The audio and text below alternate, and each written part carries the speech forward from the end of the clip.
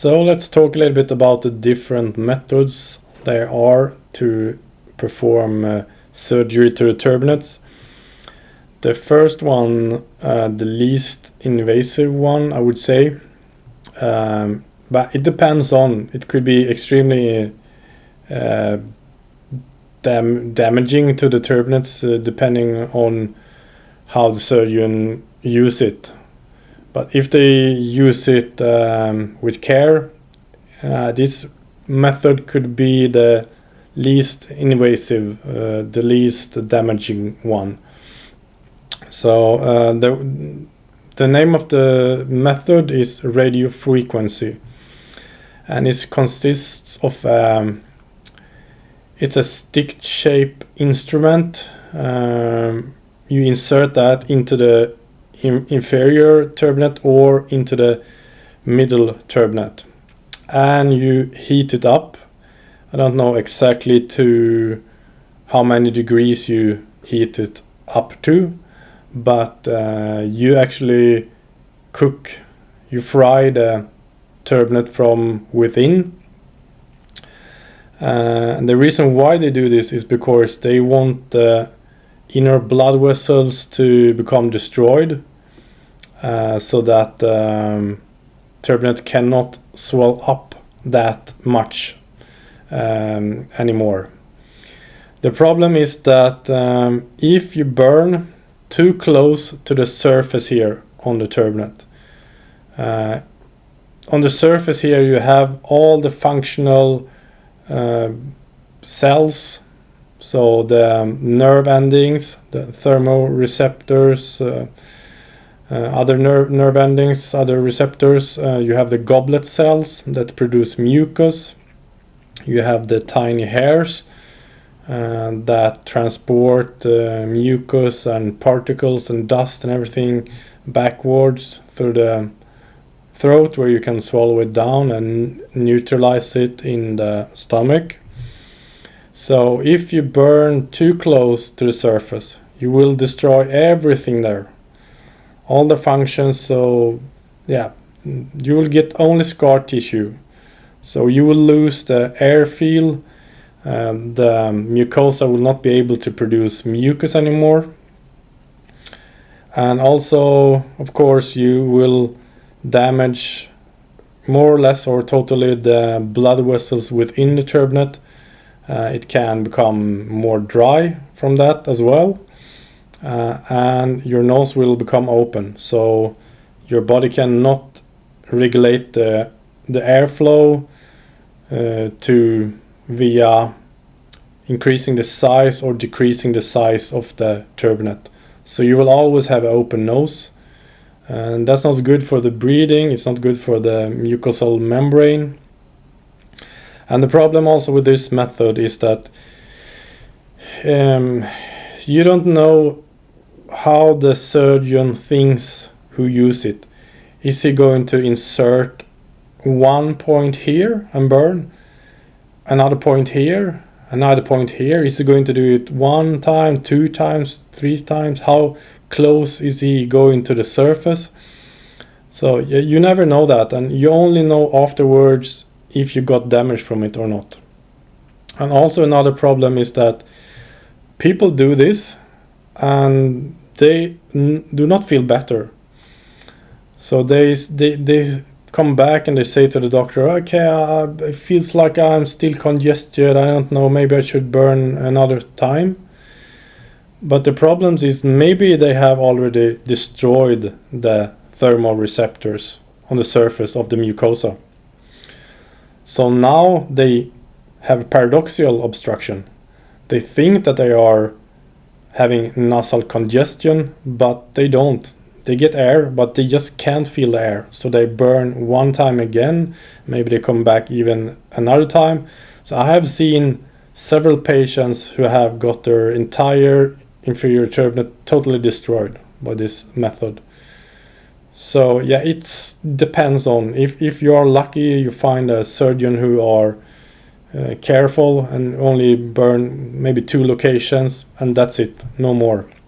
And if you do it in the center of the turbinate, maybe this could be a method that works, but it's a risk. It's a risk of dryness, degradation of the mucosal membrane, infection, and of course the lack of airflow, feel, and empty nose syndrome from that. So another method is Coblation, electrocautery. This method is more or less similar, or it's not exact same method, but it's very similar to radiofrequency. You insert a stick and you can see there are, I think, 3 lines on the stick.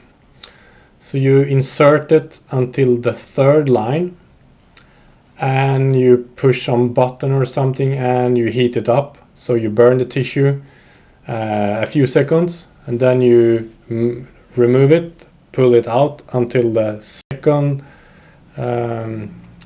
part, and then you burn once again a few seconds more, and then you do that like 2 or 3 times.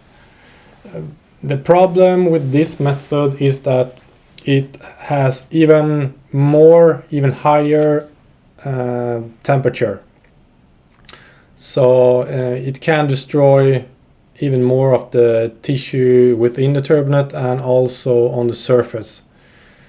So yeah, I'm not going to say so much more. Everything matters that I was saying before about the radiofrequency method with this method as well. I have another method here.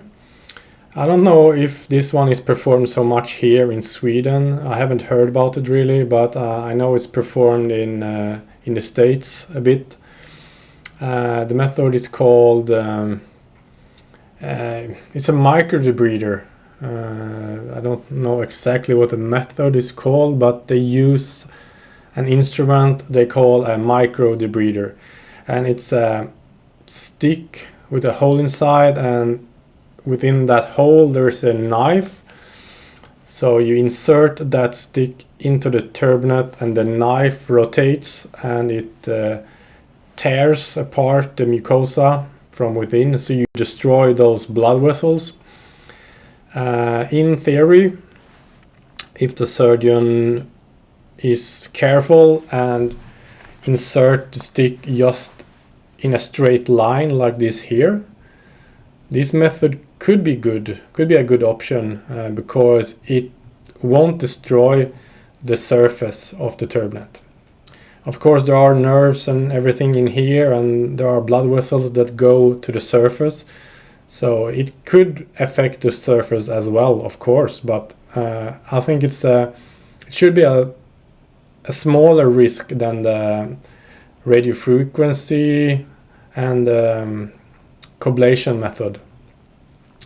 The problem again is with the surgeon. You don't know, since you are not awake. You have no idea what the surgeon are doing, because if he starts to move around the stick like this in many directions, he could like destroy the whole inferior of the turbinate. And I have seen many images of people who is more or less is no blood vessels within the turbinate anymore. It's just a hanging skin, hanging mucosa on the bone, and of course that will destroy the breathing. And yeah, so that's the risk with this method. Let's continue to talk about lateralization of the inferior turbinate. So this is a method where you break the bone structure of the inferior turbinate and you re-angles the turbinate. So in most of the cases you move it towards the lateral wall, so the wall next to your maxillary sinus. So there will be more open volume between the inferior turbinate and the septum. that allow more airflow. I think in theory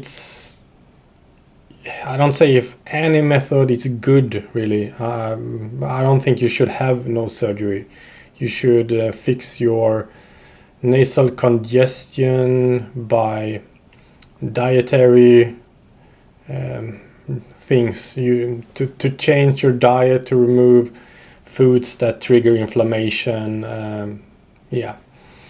But if you choose to have a surgery, I think this is the best and safest method. And if I would have done surgery from the start, I would have chosen this method, but I didn't know about it. So what can happen?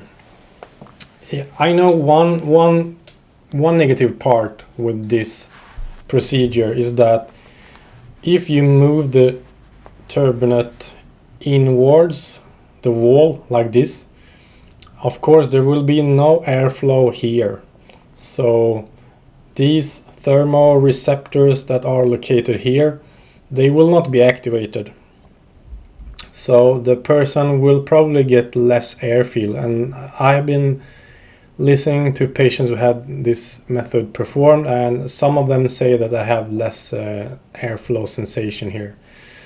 But I don't think it should be that big problem, because you have so much more thermoreceptors here on the outer part of the mucosa. You have in the septum as well. So I think it should be fine, but there is also a risk that there could be some nerves that tear when you put a lot of violence into breaking the bone here.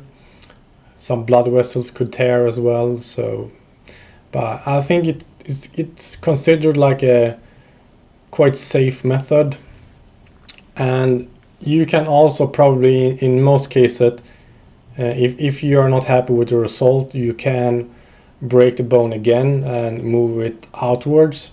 But of course, it's not going to be perfect like it was before. All right, let's continue with the last method here I'm going to talk about. This is cutting off the turbinates partly or totally with a surgical scissor, or with a, how to say, I don't find the English word, but with a knife, scalpel. So if we look on the image here, this is before the surgery. This is how it looks from the front in the nose. So if they remove the turbinates totally, this is how it looks. It becomes an empty hole here. This is not. These are actually my images. This is from below. You can see how the turbinates are here, and after the surgery it looks like that. So in my case, the surgeon saved the back part here. It's hard to say how long these are. It's not that long. The lower part is really short. It's like 1.5, maximum 2 centimeters. The upper part could be maybe a little bit longer, and that's why it tricks a little bit here in the image. So this is a really criminal method. It's an evil method, and I just can't understand how it's still performed. I did this surgery 2014. It's still performed 2022, and unfortunately it's still going to be performed 2030 or 2040. I don't think this will change, but it's so sad and so fucking annoying to see that the surgeons use this method. There's absolutely no reasons to remove the turbinates. I don't really need to explain everything that can happen, because I've been telling you a lot about this before. So it's a guarantee. It's an absolute guarantee that you will have severe problems for the rest of your life if you remove the whole turbinates and if you remove big parts of the turbinates with scissor. If we skip side here, you can see how it looks after. So this is the upper part of the inferior turbinate. So you can see here now it's a extremely open hole here. The air pressure is going to be low here. The air velocity is going to be low here. So if there are any remaining receptors here, they will not be activated like they should. And the airstream will go only along the nasal floor here. So everything up to the upper part of the nose will not get any airflow or extremely little volume of airflow. And eventually this part here, this part here is going to stand open. All the time it's going to be open. Normally you have a turbinate here that could swell up, so it swells up and it blocks the whole nasal volume here. That means that it can heal itself if it has become dry or damaged from the constant breathing. It can heal itself. It produces mucus and everything, and in time this person is going to have a degeneration here. If there are any remaining functional thermoreceptors, they are going to be destroyed. It could take a year, it could take 4 years. Depends on what kind of conditions you live in. If you live in a humid environment, yeah, you can stay longer probably like that. But if you live in a dry environment, yeah, you're going to have problems really quick. It's another image in the middle here. You can see how open it is. And this is X-ray images. You can see how open the nose is. So it's obvious that the airflow is going to be only along the nasal floor here, because the air works like water. Water always takes the easiest way.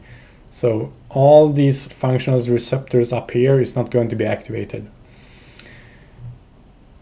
So yeah, it's one extremely stupid method, and if you only remove parts of the turbinates, it's still a really stupid method, because you will have a lot of scarring on the remaining parts, because you need to like remove the mucosa, remove the bone of the turbinate, and remove the tissue, and you're left with some free hanging mucosa, and they will have to cut some part of it, and they will have to try to fold it up and try to make it grow together and attach to the remaining stump of the inferior turbinate. So that one will be extremely scarred.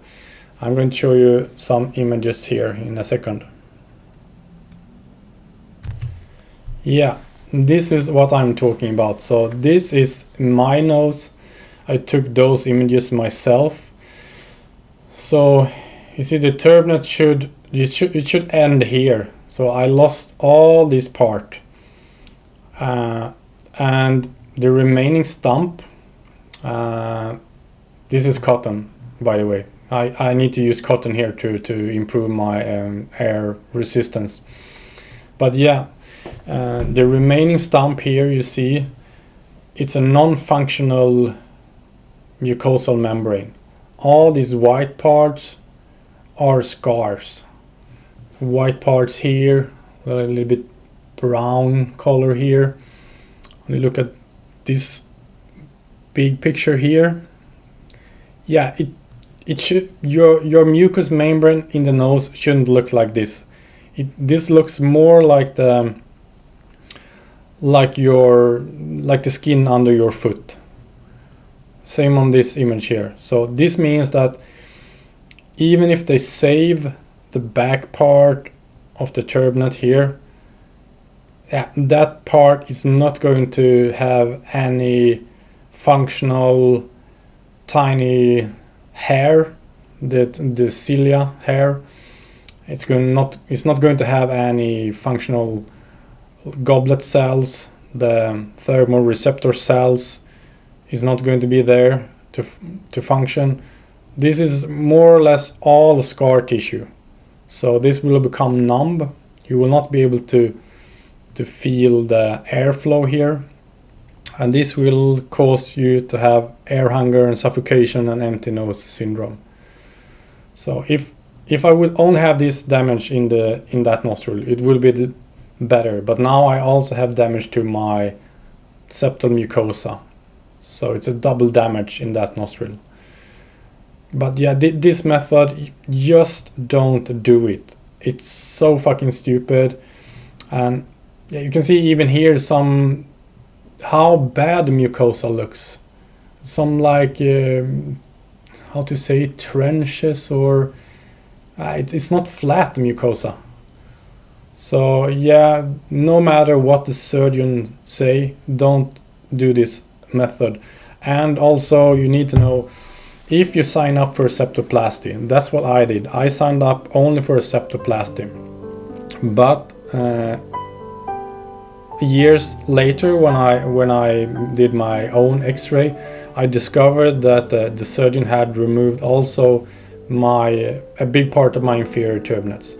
And this is something they very often do. So if you sign up for a septoplasty, you are most likely get to have your inferior turbinates totally or at least partially removed by scissor or by scalpel.